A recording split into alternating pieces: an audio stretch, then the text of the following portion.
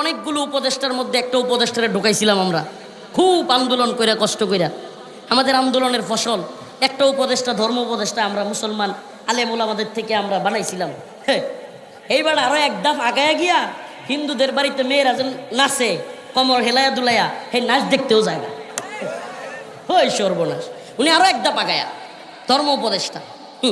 উনারা জিজ্ঞেস করলে যদি বলা হয়, হ্যাঁ আপনি কি করতেছেন, বলে আমি কি শুধু মুসলমানদের উপদেষ্টা, আমি নাচ দেখার উপদেষ্টা। আল্লাহ তাআলা হেদায়েত দান করুক। আরো জোরে বলে না আমিন। এই লোক আলেম ওলামাদের প্রতিনিধি হয়ে সরকারে গিয়ে আলেম ওলামাদেরকে বেইজ্জতি করেছে। ইসলামপন্থীরা ক্ষমতায় আসলে মানুষ আশান্বিত ছিল, এই লোক ইসলামপন্থীরা গেলে কি হবে, আশার বারুদ জ্বালাবে দূরের কথা, আশার বেলুন ফুটা করে দিচ্ছে। কারণ মানুষ বুঝে ফেলছে, মানুষ বুঝে ফেলছে যে এরা গেলেও ওই গোলামি করবে, তাবেদারি করবে। নাউজুবিল্লাহ। আল্লাহ আমাদেরকে ক্ষমা করুক, বলে না আমিন। আরো জোরে বলে না আমিন। আবারও বলছি প্রিয় ভাই, আবারও বলছি, মনে করেন আল্লাহ না করুক আপনার বাবাকে, আমার বাবাকে কেউ উলঙ্গ করে ফেললো, নাউজুবিল্লাহ, কেউ কি করলো, উলঙ্গ করে ফেললো, বেইজ্জতি করলো। বলেন না, আপনার আমার বাবাকে বেইজ্জতি করলে আপনি কখনো শুভেচ্ছা জানাবেন? বলেন না, শুভেচ্ছা জানাবেন? তো আমার রব, আমার আল্লাহ কষ্ট পাচ্ছেন, তার সাথে শিরিক হচ্ছে। ও মুসলমান, ও ইমানদার, ও প্রিয় ভাই, ও জামাতে ইসলামের ভাই, ও বিএনপির ভাই, ও বিভিন্ন দলের ভাই, তোমাদের প্রতি আমাদের কোনো ক্ষোভ নাই, তোমাদের প্রতি আমাদের কোনো হিংসা নাই, তোমাদের প্রতি আমাদের কোনো ধরনের জমিনিয়া বিরোধ নাই, তোমাদের সাথে আমাদের টাকা পয়সা নিয়ে কোনো ঝামেলা নাই। তোমাদেরকে বোঝার জন্য বলছি, ও ভাই, যে দিন প্রতিষ্ঠা করবার জন্য তোমাকে ডেকে নিয়ে দল করাচ্ছে, যে কোরআনের কথা বলে তোমার কাছে ভোট চাচ্ছে, আজকে সেই কোরআন, আজকে সেই রব্বে কাবার সাথে শিরিক হচ্ছে, তোমার নেতাও সেই কাজে শুভেচ্ছা জানাচ্ছে, তবুও কি তুমি বুঝবে না ভাই? তবুও কি তুমি বুঝবে না?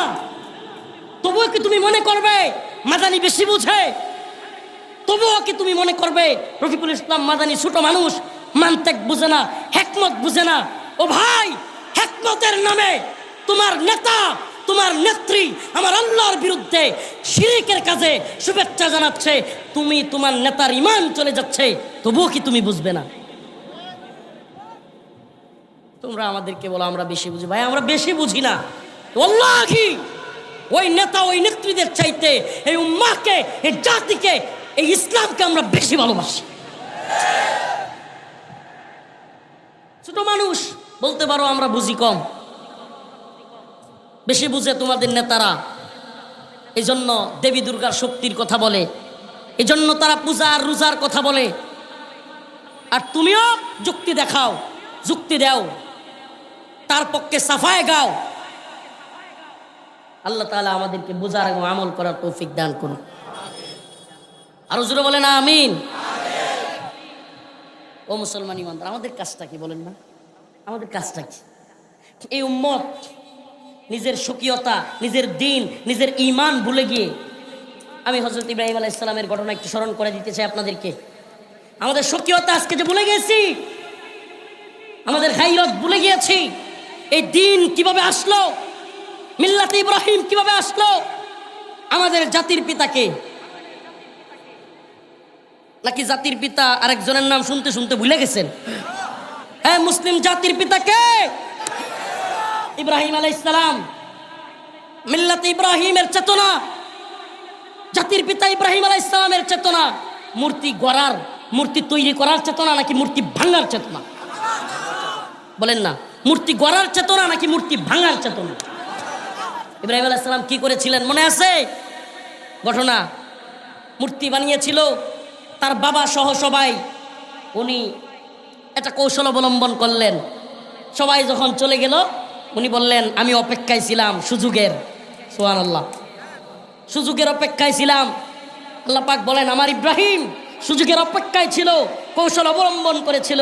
আল্লাহ বলেন যখনই সুযোগ আসলো, ইব্রাহিম সেই মূর্তির ঘরের মধ্যে ঢুকে সমস্ত মূর্তিগুলোকে ভেঙ্গে চুরমার করে দিল। শুধু ভাঙ্গে নাই, ভাঙ্গা ইব্রাহিম আলাইহিস সালাম সালাকি কইরা ওই বড়টার গাড়ের মধ্যে কুড়াল ঝুলাই থইয়া বসে। সুবহানাল্লাহ বলবেন না? এবার যখন সবাই জিজ্ঞেস করছে এই মূর্তি ভাঙলো কে ভাঙলো কে ভাঙলো কে, তো কেউ কেউ বলতেছে যে ইব্রাহিম নামের এক ছেলে আছে, সে দেখতাম আমাদের এই দেবদেবতাদের বিরোধিতা করত। সবাই গিয়ে ইব্রাহিম আলাইহিস সালামরে বলছে এই তুমি দেখছো এই মূর্তিগুলো কে ভাঙছে? উনি বলেন ওই যে বড়টারে যে জিজ্ঞেস করেন, সেই তো আসছিল সাক্ষী। এই বর্তমান এই যে 2-3 দিন আগে, এই 5-7 দিন, এই যে কিছু, এই যে রিসেন্ট যে দুর্গাপূজা গেল, আপনারা দেখছেন কিনা? হিন্দু বাচ্চা ছোট ছোট ভিডিও ভাইরাল হয়েছে, হিন্দু বাচ্চা ছোট ছোট বাচ্চারা ওই তাদের এই মূর্তির এইরকম মুখ দিয়া খাবার এরকম ঠেলে ঠেলে দিতেছে, খা খা।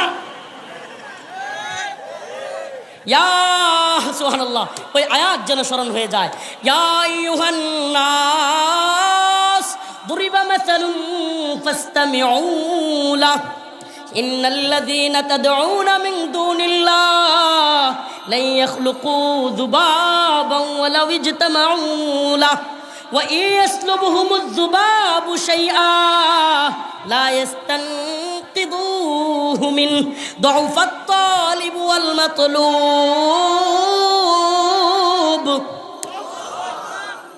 আল্লাহ পাক বলেন ইয়া আইয়ুহান নাস, হে মানুষেরা, দুরিবা মাসালুন ফাসতামিউ লাহ, তোমাদের সামনে একটা উপমা, একটা উদাহরণ দিতেছি, শুনো, মনোযোগ দিয়া শুনো। ফাসতামিউ লাহ ইন্নাল্লাযীনা তাদউনা মিন দুনিল্লাহ, তোমরা আল্লাহকে বাদ দিয়া যাকে ডাকো, এগুলো কার কথা? তোমরা আল্লাহকে বাদ দিয়া যারে ডাকো, লা ইয়াখলুকু যুবাবা, আল্লাহ বলেন তারা তো একটা মশা মাছিও বানাইতে পারে না। সুবহানাল্লাহ। ওয়া ইয়াসলুবহুমুয যুবাবু শাইআ, আর যখন এরা তো মশা মাছি বানাইতে পারেই না, যখন এদের মুখ থেকে কোনো খাবার দেওয়া হয়, সেই খাবার যখন মশা মাছি নিয়ে যায়, কি করে? লা ইয়াস্তানকিদুহু মিন, ওই মশা মাছির কাছ থেকে নিজের খাবার রক্ষাও করতে পারে না। কে কয়টা? দুআফাত তালিব ওয়াল মাতলুব, ওই মূর্তিদের কাছে যারা চায়, যে চায় এবং যার কাছে চায়, এরা কতই না দুর্বল। সুবহানাল্লাহ। কে কয়? আল্লাহ বলেন এরা কতই না। এখন আমি বলতে চাই, আমার আল্লাহ বলছে এরা কতই না দুর্বল, যারা মূর্তির পূজা করে এবং যার পূজা করে। আমার আল্লাহ বলছে ইন্নাল্লাযীনা কাফারু মিন আহলিল কিতাব ওয়াল মুশরিকিনা ফি নারি জাহান্নাম, যারা আমি আল্লাহর সাথে শিরিক করবে তারা যাবে কোথায়? জাহান্নামে। আমার আল্লাহ বলছে ইন্না শিরক লাযুলমুন আযীম, শিরিক হলো ভয়াবহ অন্ধকার। আমার আল্লাহ বলছে ইন্নাল্লাহা লা ইয়াগফিরু আন ইউশরাকা বিহি ওয়া ইয়াগফিরু মা দুনা যালিক, যারা আমি আল্লাহর সাথে শিরিক করবে তাদের কোনো ক্ষমা নাই। এতগুলো কথা কে বলছে? তাইলে আমার আল্লাহ এতগুলো কথা বলছে, আর আপনি বলবেন আমরা উদার, আমরা ব্রড মাইন্ডের মানুষ, আমরা সকল ধর্মকে পছন্দ করি। নাউজুবিল্লাহ বলেন। আবার বলতেছি, সকল ধর্ম সঠিক এ কথা যে বলবে এ ইমানদার নয়, এ মুনাফিক। সকল ধর্মই সঠিক নাকি ইসলাম ধর্মই সঠিক? বলবে হুজুর এই কথা যদি বলেন